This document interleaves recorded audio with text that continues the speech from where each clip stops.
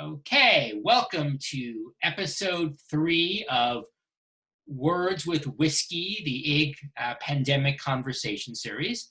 And we are very happy today to have Dennis Mahoney, or author of the forthcoming Ghostlove, coming out in should be a week or two.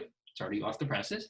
And just before, so we get started. So Dennis not being a whiskey. So I have my whiskey today. This is my bottle today. All Points West, which is like New Jersey, actually, a local New Jersey distillery. And Dennis has his glass of gin. Any just Tanqueray or something or anything? It's a Tommy Rotter. I can't remember much about it. We just got it last night. Okay. How did you get? It sounds like a very. We just woke up in the street last night and we had it. So it was the one at our local liquor store that we hadn't tried yet. So my wife Nicole brought it home. Okay, cool. All right, so we'll talk and maybe have a sip or something. Yeah. So Dennis's book can be best described, I guess, as a literary ghost story.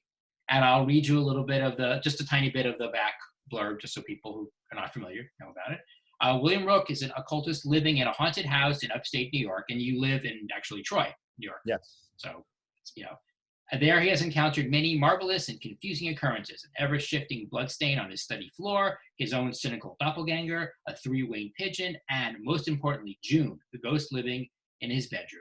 June is everything William has hoped to find, by turns playful and serious, petulant and flirtatious. But she is also secretive and sad, trapped in a hopeless limbo, her past a mystery she won't reveal. William becomes determined to help her, engaging daily in a series of experiments, rituals, and spells. But success means letting June move on, and the more William learns of her past and present, the less sure he is that he is ready to let her go. Now, Dennis is the author of 2 previous novels, Fellow Mortals, which was a booklist top 10 debut, and Bellwether and Indie Next Pick. He runs Equinox Society Radio, a podcast of dark and otherworldly stories, and lives with his family in Troy, New York. Dennis, welcome. Welcome to the program. I feel very formal, the program. So I guess the first thing off, and I wondered this when I first read the book last year. Are you a living or are you a ghost?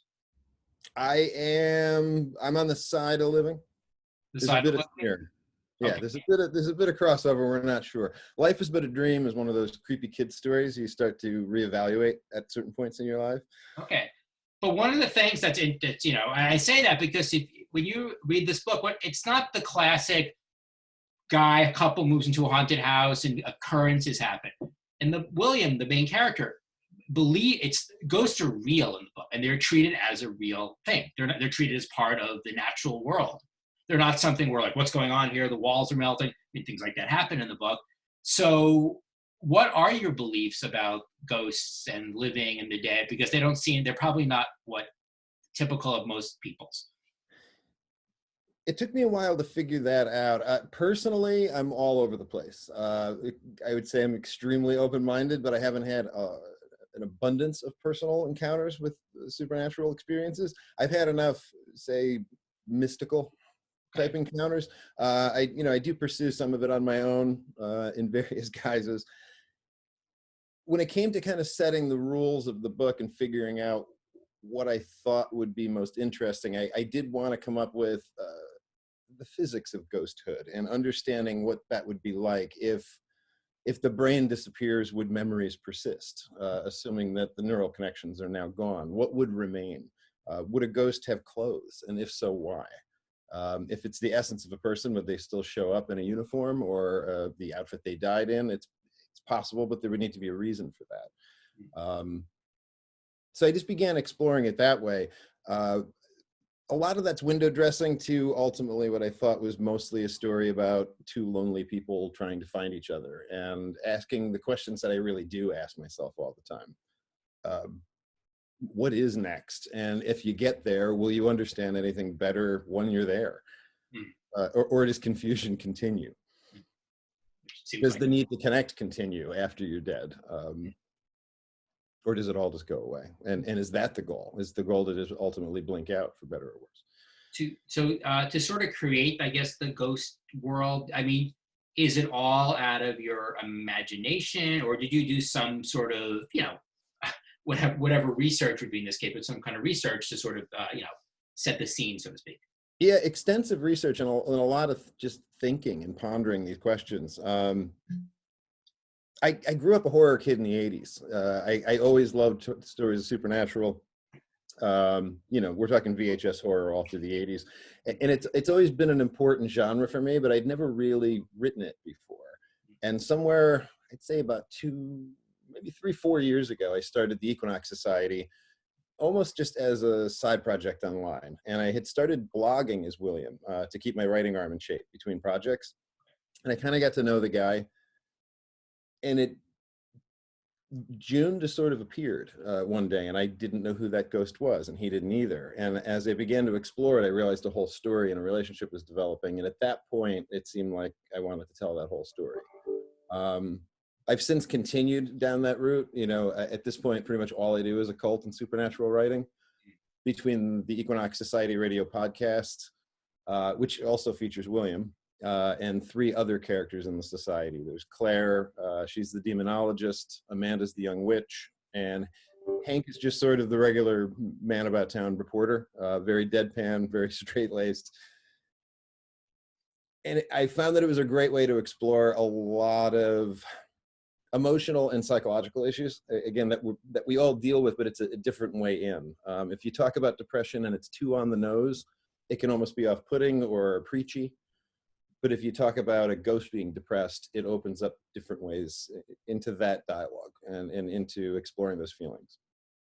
And that's the thing that's interesting, because the ghosts in the book, I mean, they're very different. But June, is a fully developed, she's much more than sort of an echo of who she was. She really is who she was. I mean, so it's a really interesting way of approaching, her and William have to learn how to communicate, because being they can't communicate. And once they learn how to talk and communicate, it is very much like two regular people, though one is living and one is dead. Yes. Which I found interesting.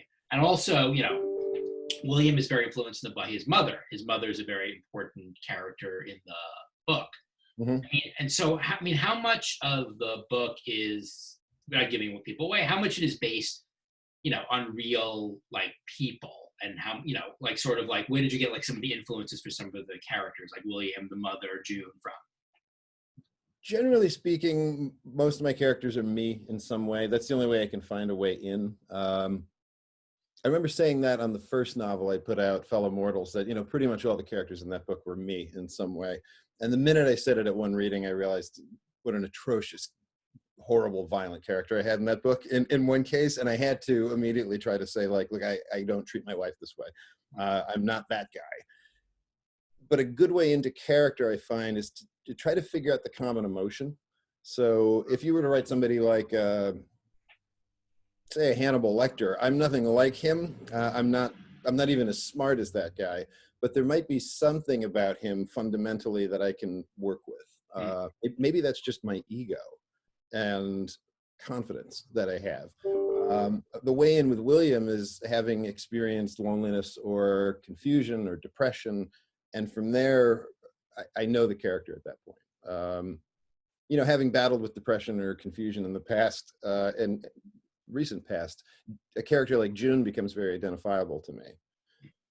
Yeah, I don't think it's, obnoxious of you, or presumptuous of you to say that, because, I think we have things in our, everybody in their mind, you have all kinds of thoughts and feelings and ideas in your mind. It doesn't mean you act upon it. Of all people, one time I heard a quote about it with Howard Stern, of all people.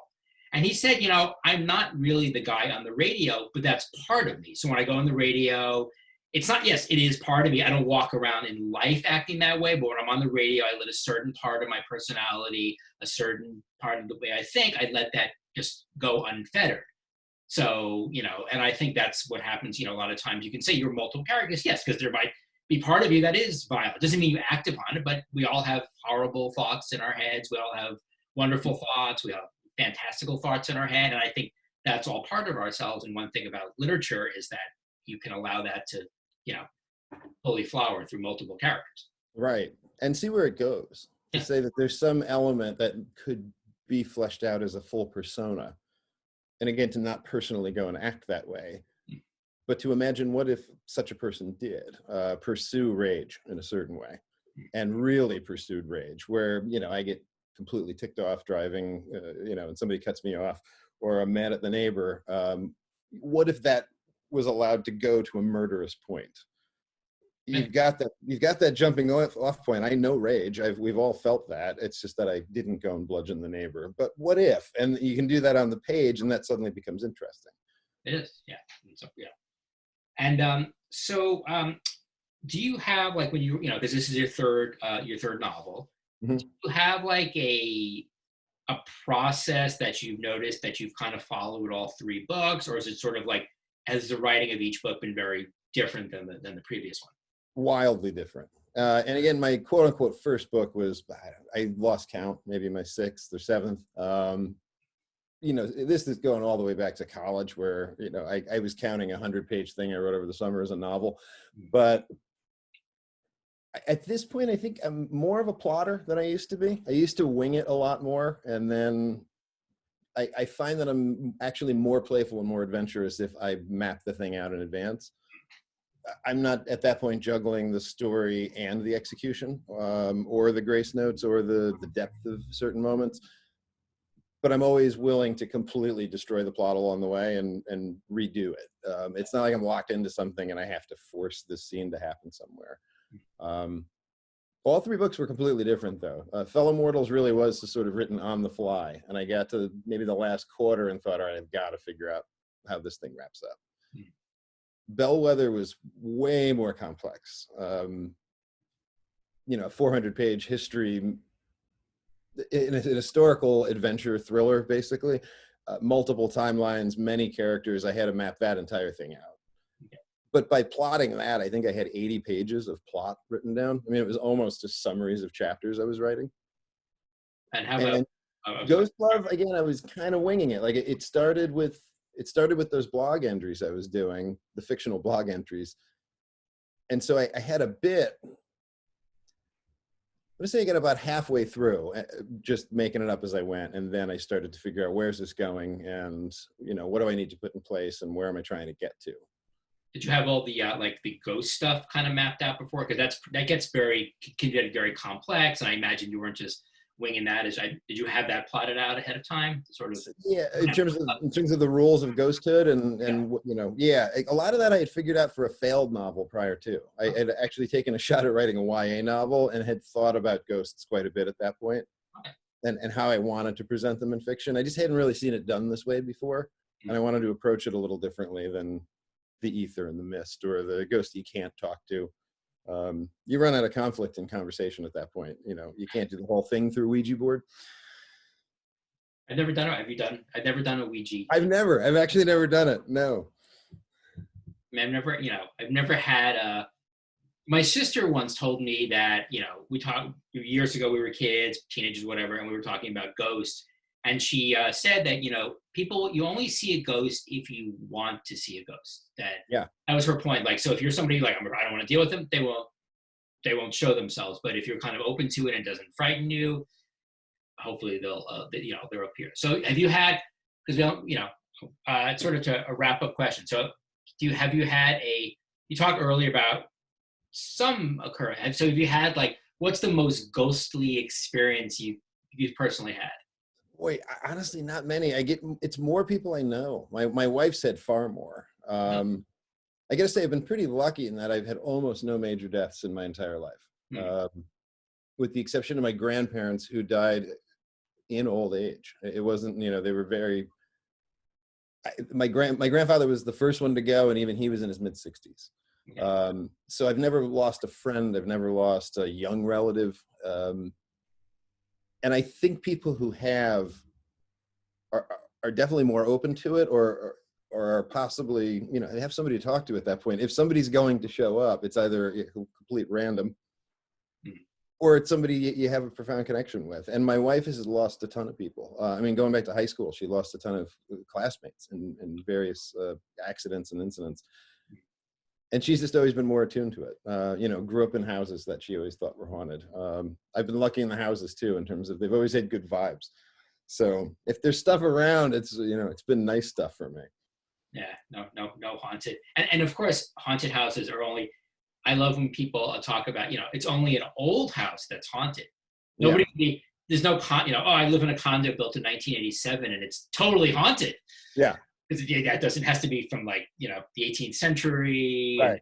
Or something really dramatic happened the year after it was built. One last favorite ghost movie of all time. Ooh, ghost movie. I'd have an easier time with horror in general, but there aren't a lot of actual straight up ghost movies. I'm trying to think. You got me on that one. Can you think of any that you would just consider a straight ghost movie? Growing up as a kid, I loved ghost movies. It freaked me out, but I'm very into like pure ghost, and I came out of the era of like Poltergeist. Yeah. Which is kind of terrible. Yeah. But the one that I remember terrifying, and that I saw as a kid in the movies, and I watched, not been in the last like 10 years again, that still is this movie called The Changeling. That was the one that popped in my head. That's George Scott, right? And he's like, he's a composer. Yeah. It's really horrific. The beginning, he's like, he gets like a flat or something, and he goes to the side of the road to call on a payphone. And then his wife and daughter are in the car, and they get killed in like a truck. Yeah. And that's how the movie begins. And then it's like a year later, and he's moved in some big house outside of Seattle. And then he finds the house is actually haunted by a young child. And it's a total, has all the classic ghost seances. And it is such a, like, some of the imagery. There's a part of the movie where the boy was buried in a well. And then there's a scene where like and the well is on like another part of the property, so they've actually built a real house on it in the years. And oh right, I remember that. Looked up through the water, and God, for like 3 months after I saw the movie, I was convinced that if I got up at night to go to the bathroom, there was going to be like a boy looking through my floor. So that movie terrified me. And another one that's really good is an old one. It's called The Uninvited. Okay. Like it's Ray Milland is in it. It's from like 1940s, and it's like it's a very old fashioned. It's scary. I mean, it's not as scary as The Changeling, because it is a classic. But it's about this brother and sister move in to this house, and somebody died in the house, but they find out it's actually somebody different and things like that. But but the two definitely for me are like The Changeling, by far the scariest pure ghost movie, and then maybe people actually. You just made me think of a couple. The Haunting of Hill House. Okay. The original Haunting, way back. Russ Tamblyn, I think, was in that. Based on Shirley Jackson novel. And the Netflix one they recently did was really superb. The miniseries was great. And what was the Innocents was the one that I was reminded of when you said The Uninvited. That's another black and white one that's got great ghost stuff in it. And The Ring, the original Ring. Oh, you know what else? Yeah, and I was thinking, what you reminded me? That Nicole Kidman movie is really good. I never saw that. Others, that's really. I saw that like in a hotel room. Yeah. And, the ending is really. It's really. The ending's great, and it's like it is pretty. It does have all the elements. I mean, that's a pretty scary movie. Yeah. Too also, and things like that. And how about favorite ghost novel? Will that be the last ghost novel? Oh, that's got to be The Haunting of Hill House by Shirley Jackson. I mean, that one's just almost impossible to beat. So short and so great. And we can have, and since it'll be posted on YouTube, I can say in the comments, if you want to post your favorite ghost novel or ghost movie, please feel free to do so. So, all right, Dennis. Well, this was great, and this was a lot of fun. And Ghostlove. So Ghostlove is available very soon. It's shipping out this month for the printer, and for the printer, it's already actually at our distributor, so it'll be available in a week or two, I hope. And good news, it's going to get reviewed in the New York Times on the May 31st issue. So look forward to that, and I hope people, buy a lot of copies. So Ghostlove, I'll hold the cover up really close so everybody can see it. It's an awesome cover. Everybody's very happy with it. Yeah. And I want to thank Dennis for joining us for a little bit tonight. Thank you so much, Robert. Thanks, everybody, for listening.